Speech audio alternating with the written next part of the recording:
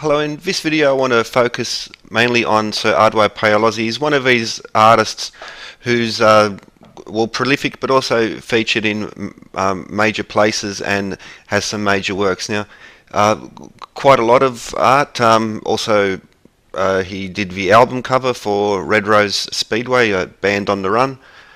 But across London, he has many major public works, and you can even see, well, this one, especially the imagery on the lower half, has a lot of, well, geometry and other symbolism.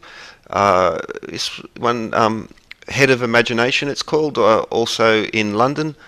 But mainly want to focus on a few of his pieces and how they connect to imagery and symbolism, such as the artist as Hephaestus. Hephaestus.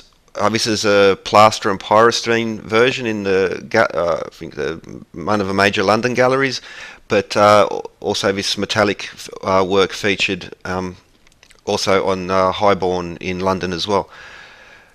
Hephaestus, that they were called the artist as Hephaestus. Hephaestus in Greek, or Vulcan in Roman, was the god of metalwork, and he's an image, or Vulcanus in a Latin sense, but also the Cyclops. So you had the Greek god, but also his workers were the three Cyclops.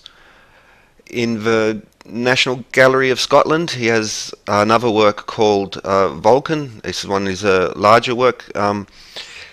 Because of the references, the measurements are all a little bit up and down, and depends on which one you want to go. So I won't go into the measurements, but they do seem to match this system, which I've gone through with other videos. And another one of his works, Cyclops, now, which again connects back to the artist as Hephaestus and the Greek god Hephaestus, or Vulcan, as he's called in Roman, and we can start to match up and see how the same imagery and symbolism which occurs in so much esoteric symbolism is also used and utilized by artists such as Eduardo Paolozzi.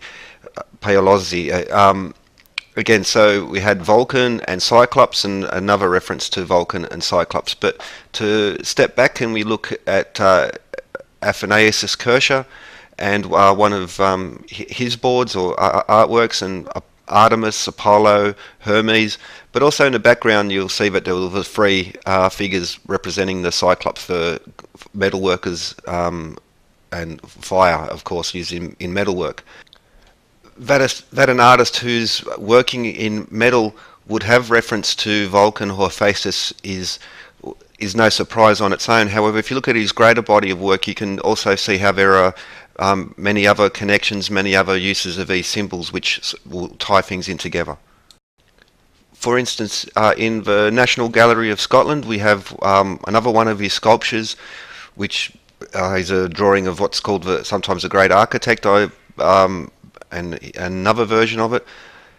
However, this piece is based on William Blake illustration, painting.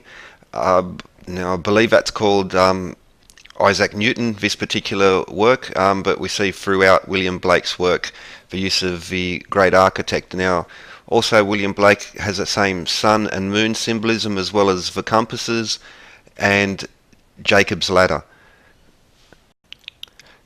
Jacob's ladder is basically the stairway to heaven. It's in biblical as well. Jacob dreamed about being able to climb to heaven, and he took the Jacob's ladder, or the stairway to heaven. And with these last shots, you can see it's also one of the standards in tracing boards amongst the esoteric. I hope you enjoyed. Have a good one. Keep an open mind and study.